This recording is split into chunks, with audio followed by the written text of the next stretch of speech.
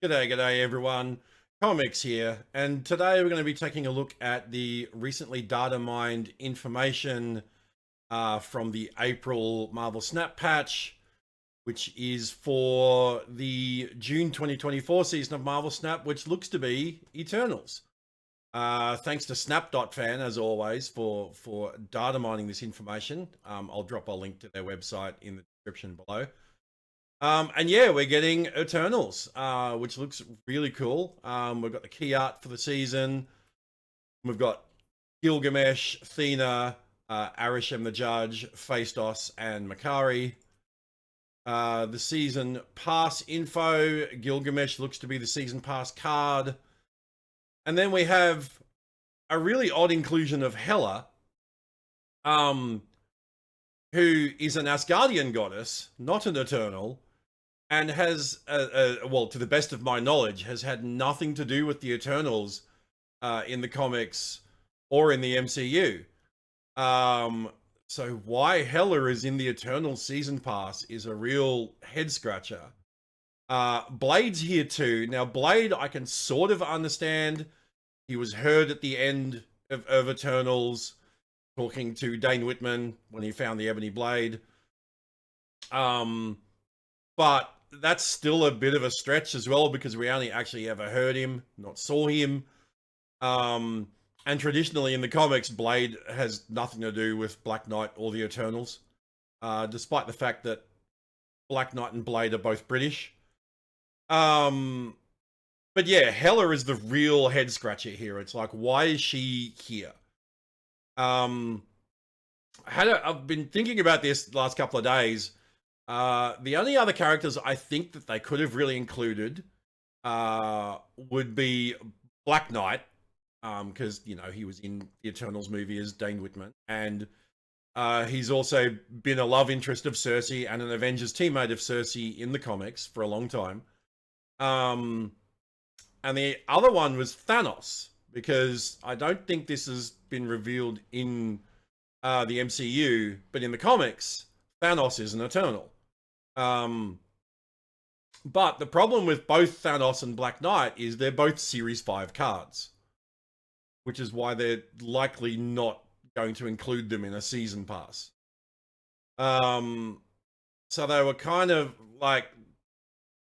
stuck for characters to use, I think. I still would have gone with a better choice being Thor, or even Apocalypse, maybe. Both those characters have had dealings with the Eternals in the comics in the past. So they would have made a lot more sense than Hela, who I don't think has ever even met the Eternals. So yeah, so just a very odd inclusion with Hela. Skip over this. All right, so the new cards. So we've got Makkari, who after the turn, she's a 3/3, sorry. After the turn, runs from your hand to a random location if possible. So it's the Angel / M'Baku treatment.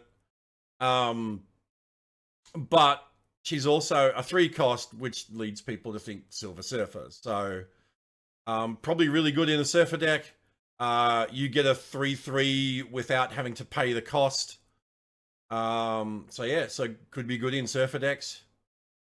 We've got Thena, who is a 2/1, and she's after each turn +3 power if you played exactly 2 cards. So my first thought in this is Kitty Bounce. Also Zoo, and quite possibly Thanos as well, so long as you're playing 2 cards each turn. Then yeah, you'll get the +3 power on Thena, so she could easily get to be like fairly large. Of course, there's issues like having an Electro thrown over onto your side, or Sandman being played. That'll stop you from playing 2 cards on a turn. Except for Jeff. So yeah, could potentially be a good card. Season pass card, Gilgamesh. He's a 5/2. On reveal, +2 power for each of your other cards in play with increased power. Yeah, I think again, probably a good addition in a surfer deck, maybe even a destroy deck for like Wolverine, Deadpool, things like that, growing large. High Evo as well, with Misty Knight buffing cards. Um, Potentially Cerebro, like C2. Um, and of course Blue Marvel. I would assume this would work with Blue Marvel as well. So lots of options for Gilgamesh here. That's definitely going to be an interesting one to explore. And then we've got Surfy, who's a bit of a chunky 5/7. And she is an on reveal, transform your other cards here into random cards that cost one more. And when I first saw this, I'm like, if you get Goblined, you just play Sersi on the location and it transforms the goblins into something not goblin-y. Other cards like Ironheart and Grandmaster that are 0 power, suddenly you can transform them into cards with power. Same with White Tiger. Transform the White Tiger card, like after she spits out the tiger. You can then play Sersi on the White Tiger and transform it into a 6 cost. A lot of fun possibilities with Sersi. I'm actually really looking forward to this one. And we get phastos.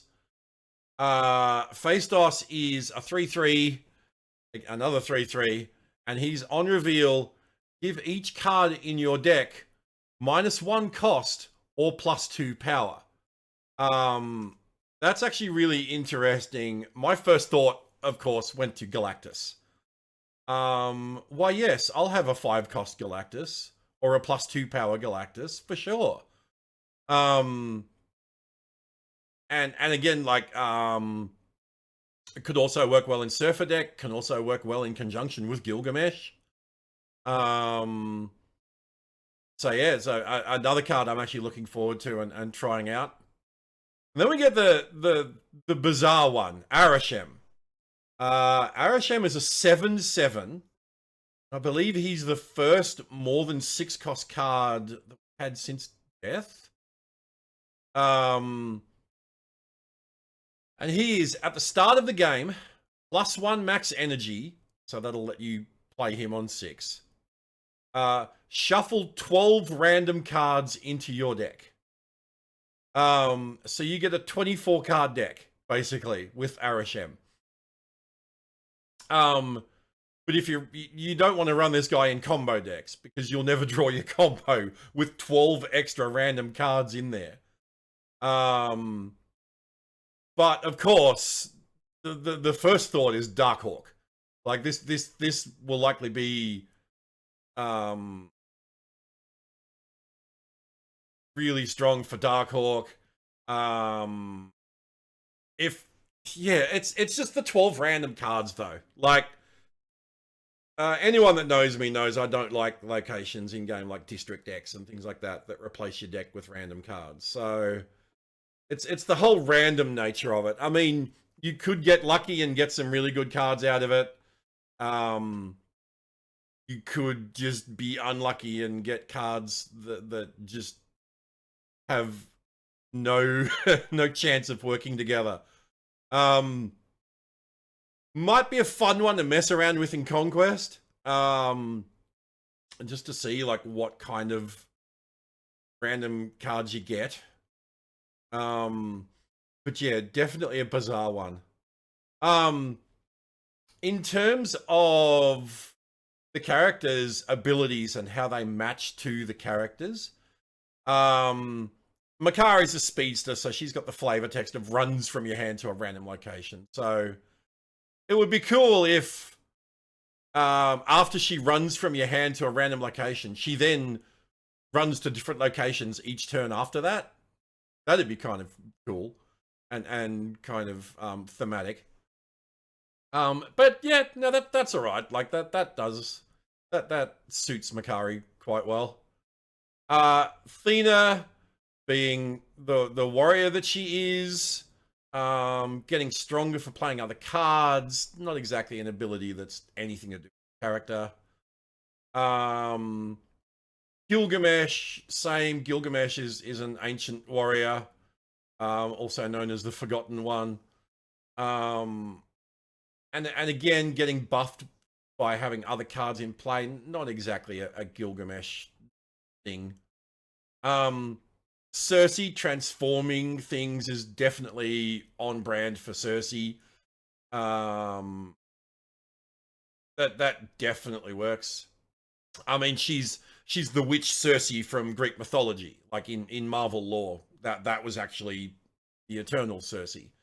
Also the Greek mythological witch Sersi. That Jason and the Argonauts encountered. Turn them into pigs.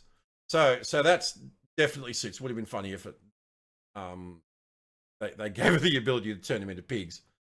Phastos is the engineer and builder for the Eternals. Swapping costs and adding power. It's not really anything to do with like engineering or building. So again, this is kind of a miss. Arishem is one of the Celestials, who are a race of beings that were created by the sentient universe that existed prior to the current Marvel universe. And they all had a particular function. Arishem's function was that he was a judge. He was the one that decided whether civilizations would live or die. So giving +1 max energy and shuffling 12 random cards into your deck, not really anything to do with his role as the celestial judge. Yeah, definitely an odd choice for an ability. Apparently the base card art for Gwenpool gets updated, and Snap.fan posit that it's for the likely Deadpool and Wolverine season. Thing is, Gwenpool doesn't actually have anything to do with Deadpool. Gwenpool in Marvel lore, she's actually a person from our reality that has the ability to travel into comic books. Like, she inserted herself into Marvel Comics, and she has the ability to travel between the panels and pages of comic books. When she first arrived in the Marvel Universe, she wanted a costume because she wanted to be a superhero, so she wanted a costume. She went to a costume maker. Costume maker asked her for a name, and she said her name, which is actually Gwendolyn Poole, with an E on the end. Poole with an E. That's her real name. So she told the costume maker her name, and the costume maker was like, "Oh, like Deadpool," and so made Gwenpool a costume that looks like a female version of Deadpool.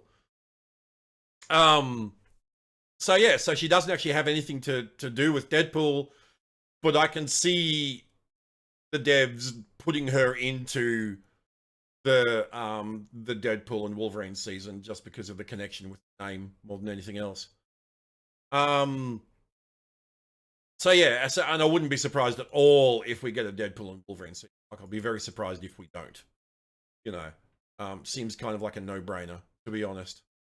Updated cards. We'll skip all these. We'll jump down to the variants.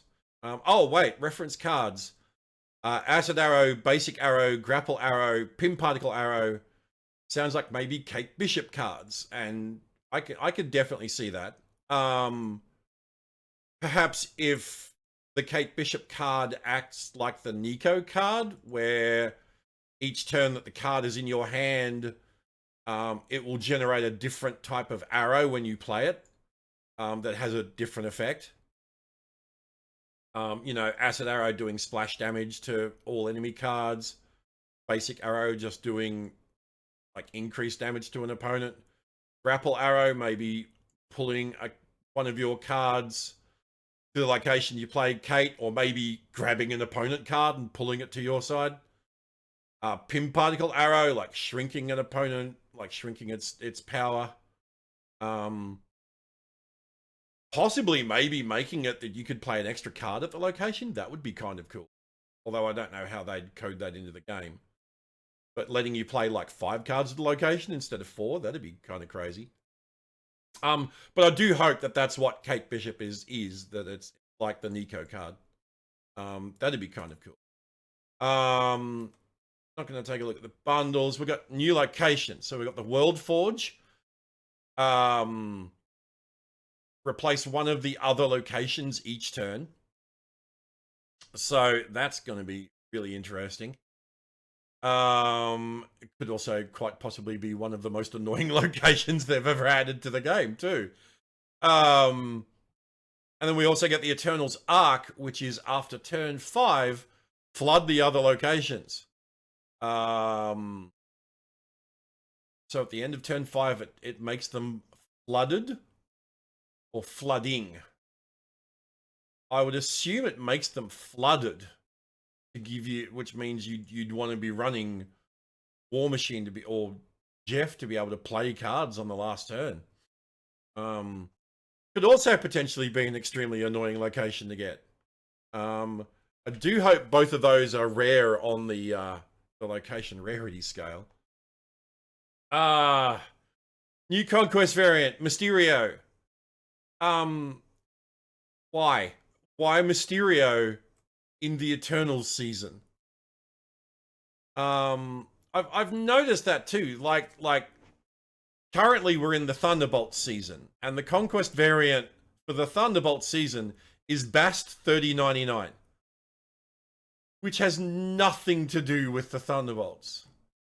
Like it wouldn't be hard to add a Conquest variant like for a related an Eternals related card. Like again, they could have done like I used the examples before, Thor and Apocalypse. And I mean, I know they probably wouldn't, but potentially Thanos or Black Knight. But yeah, but to pick a character like Mysterio that is very far removed from the Eternals lore, it's just really strange choice. You know, it just feels like they threw a dart at a dartboard to pick what the Conquest variant was going to be, you know. All right, moving on. We've got the spotlights. That's for the Exile season, which is May. Here we go. So, first week of the season, we get Thena. So we get Grandmaster. We get Gilgamesh and Thena in the first week of June, along with Grandmaster and Gladiator. And then the second week, we get Sersi, along with Meek and Phoenix Force. Week 3, we get Makkari, X-23 and MODOK. Week 4, we get Phastos with Spider-Ham and Corvus Glaive. And then for a week 5, even though it's actually in July, we get Arishem along with Hercules and Black Swan. And then, looks like, okay, so yeah, so these are not confirmed. As with all datamined info, this is all subject to change.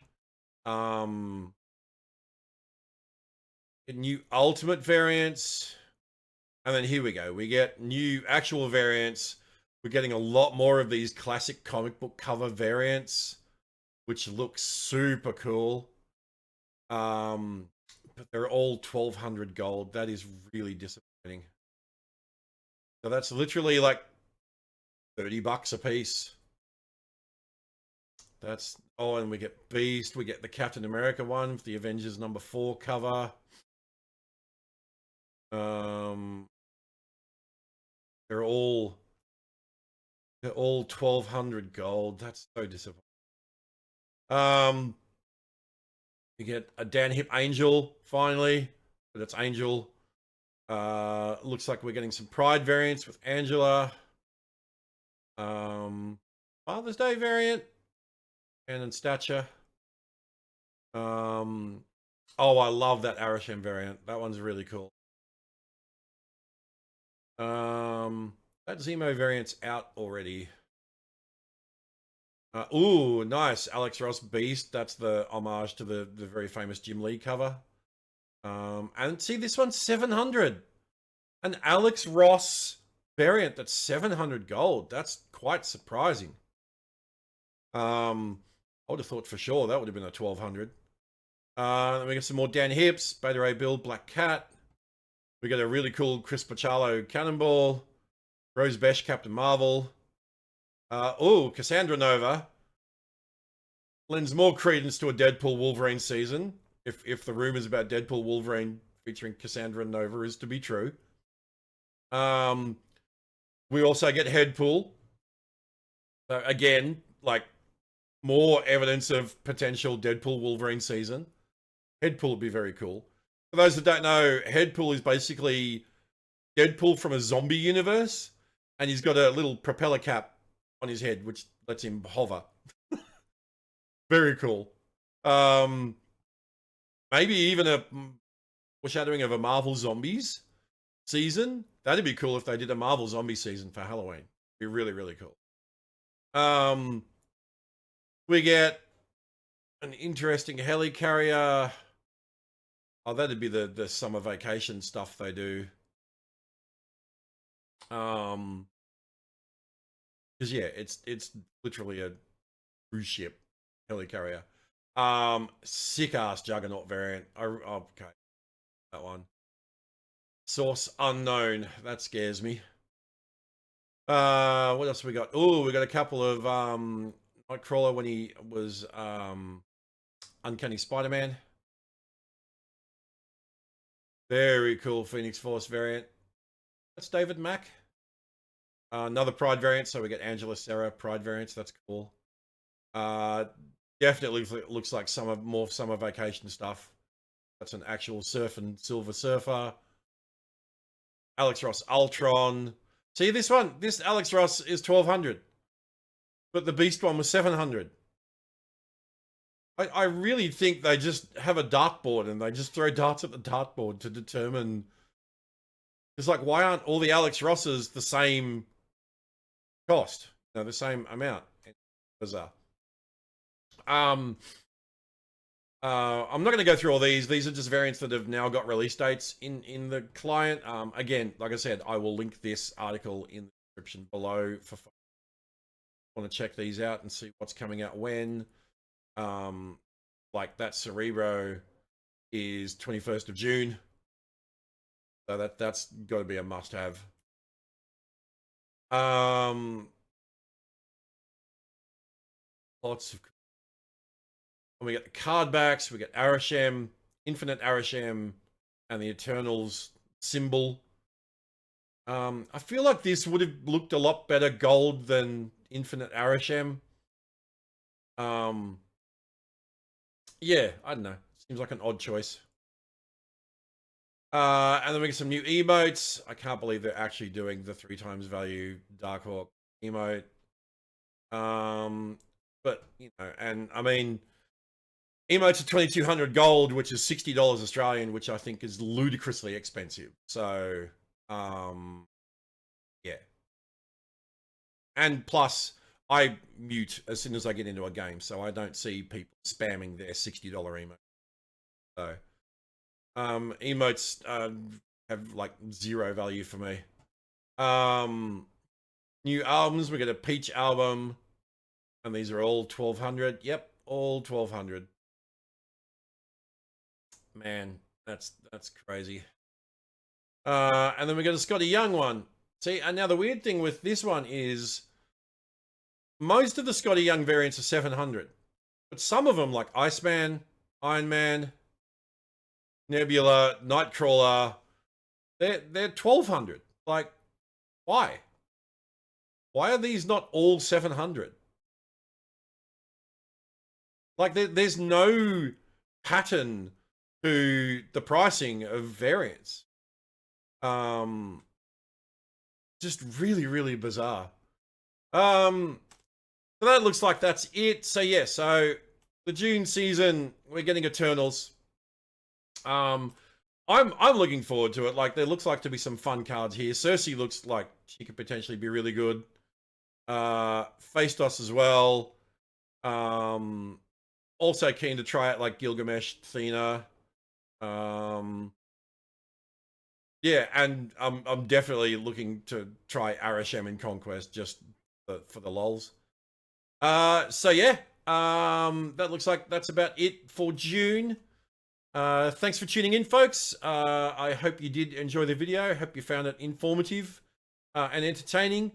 If you did enjoy it, you could please consider giving it a like, maybe giving the channel a sub. Also, leaving a comment below would really help boost things with the good old YouTube algorithm.